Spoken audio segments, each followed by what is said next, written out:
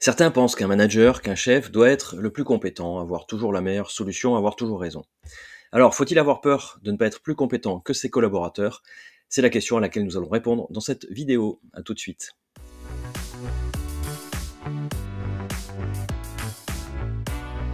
Beaucoup pensent que être manager, être chef, être à la tête d'une équipe, en fait, c'est quelque chose qu'on sait faire, on arrive à faire ou on n'y arrive pas. C'est comme ça, c'est naturel, c'est inné. Et en fait, non, pas du tout. C'est quelque chose qui s'apprend, qui se réfléchit, qui se travaille, comme toute discipline, comme toute compétence. Aujourd'hui, nous allons voir la compétence du chef par rapport à la compétence de ses équipiers. Il y a à peu près une centaine de thématiques, de thèmes, de sujets que j'ai considérés comme assez importants en fait à connaître ou à maîtriser pour justement être un bon manager, un bon chef, pour bien comprendre l'ensemble de ce rôle. Vous les retrouvez sur ce que j'ai appelé la checklist du chef, que vous pouvez télécharger gratuitement sur mon site internet et dont un lien se trouve ici dans la description de la vidéo. N'hésitez pas à le télécharger, à voir justement toutes ces compétences que vous connaissez ou peut-être que vous ne connaissez pas. Dans cette vidéo, nous allons parler de compétences du chef par rapport à ses subordonnés, ses collaborateurs. Dans cette thématique de compétences, je laisse de côté deux situations. La première, c'est si vous êtes aussi un formateur, et donc là, forcément, en tant que sachant formateur, mais c'est vous qui avez la compétence, donc effectivement, vous devez être le plus compétent, la question ne se pose pas. La deuxième chose, il ne faut pas confondre compétence et décision. C'est pas forcément le plus compétent qui décide, et c'est un sujet qu'on va aborder justement dans la suite. Cette question de faut-il apparaître toujours plus compétent que ses collaborateurs, je vous propose d'y répondre en trois parties. Première chose, les dangers. Quels sont les dangers de cette attitude? Deuxième partie, les causes. Pourquoi les gens adoptent un tel comportement? Et troisième, les solutions. Que dois-je faire? Quel comportement je dois adopter? Première partie, les dangers.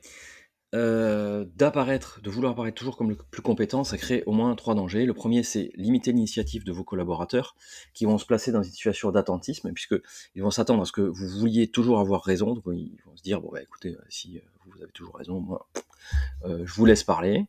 Le deuxième, c'est créer une mauvaise ambiance dans laquelle justement le chef a toujours raison, et vous risquez, ou la personne qui se place dans cette attitude risque de maquiller la réalité pour faire en sorte que ça se déroule en gros comme lui a prévu que ça se passe, et pas forcément en regardant les choses en face.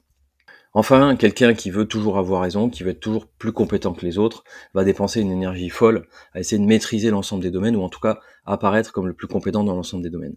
Donc il y a un véritable risque d'auto-épuisement du manager, du chef, qui veut absolument maîtriser l'ensemble des sujets de son équipe. Alors quelles sont les causes de ce syndrome de toujours vouloir avoir raison? La première, c'est un petit peu le syndrome de l'imposteur qu'on retrouve dans tout un tas d'autres sujets.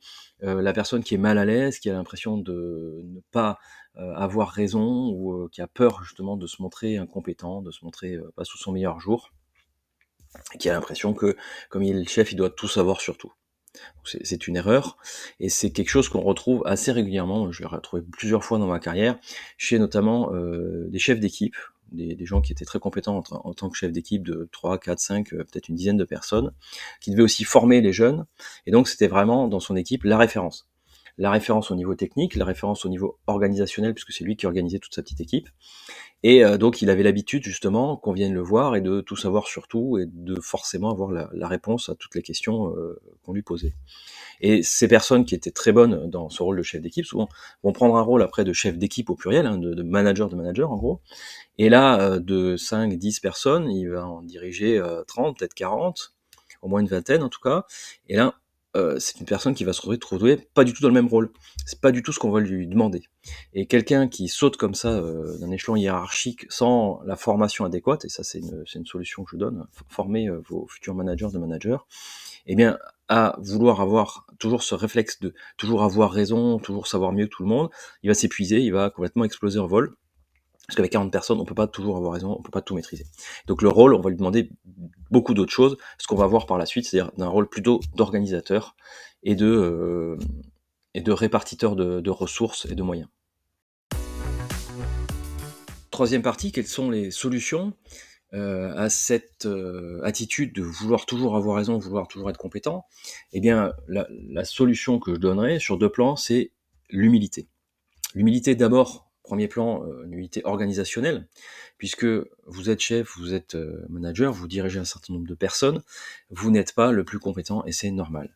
La compétence qu'on vous demande, c'est plus une compétence organisationnelle, et vis-à-vis des gens, plus de détecter et promouvoir les talents, répartir les ressources, fixer les objectifs et les exigences. Vous n'êtes pas Superman, vous n'êtes pas Superwoman, vous n'êtes pas celui ou celle qui fait mieux que tous.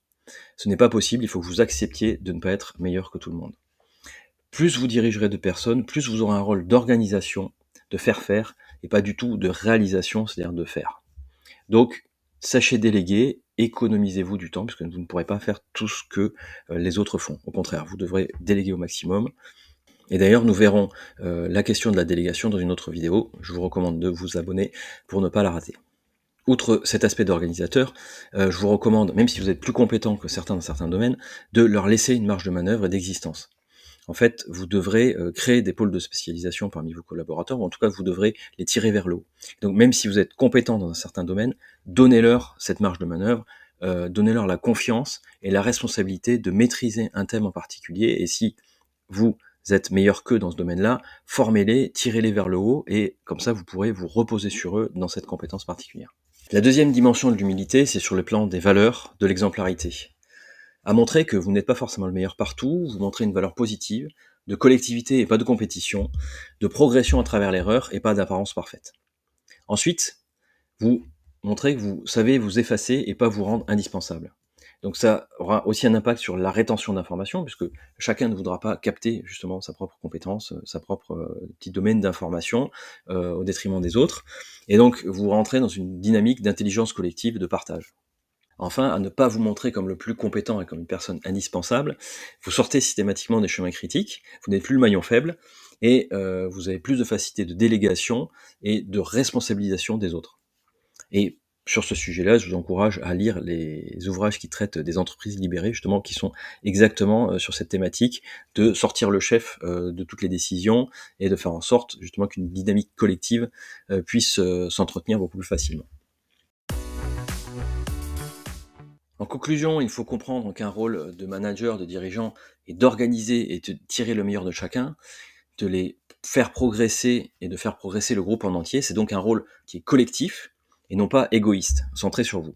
Donc n'essayez pas de vous montrer systématiquement comme le meilleur, soyez tourné vers les autres et non pas vers vous-même. Alors avant de se quitter, comme petit exercice final, je vous propose de répondre à ces quelques questions, que vous pourrez d'ailleurs, auxquelles vous pourrez répondre en commentaire. Partagez-vous cette attitude, première question, est-ce que vous êtes d'accord avec moi? Pensez-vous que vous devez vraiment être le meilleur que les autres en tant que chef ou manager? Et avez-vous des reproches de vos collaborateurs à ce titre qui pourraient vous juger incompétent? C'est une bonne question aussi. Enfin, à quel point vous, votre chef, êtes indispensable pour le groupe, à quel point vous vous placez justement sur tous les chemins critiques et dans une décision systématique. Et dernière question, qu'est-ce que vous préférez être, une question un peu plus philosophique, est-ce que vous préférez être le catalyseur de l'équipe et faire en sorte que l'équipe justement se débrouille toute seule, ou le maillon incontournable pour pouvoir tout maîtriser? Merci beaucoup de votre attention et à très bientôt.